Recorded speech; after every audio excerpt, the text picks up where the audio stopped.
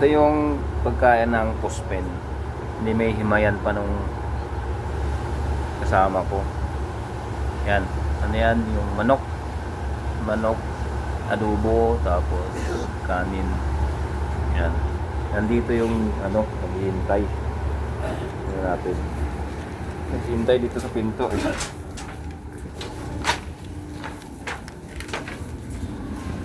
Pa? Pala pa. Nasaan na yun? Yan, no? Oh, yan. Hintayin mo yung amo mo. Nagahimay-himay pa ng pagkain. Gutom ka na? Ha? Gutom ka na? Pupunta lang dito to pag gutom na no?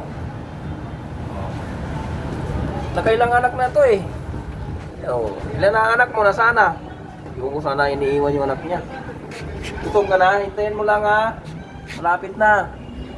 Hinihimay pa Kasi may mga tinik yun Marami yung tinik kaya kailangan dumi-dumi muna. Saan ka galing? Ha? Saan ka nagpunta? Diyan ka lang dumating dito Sige, hintayin mo lang ha.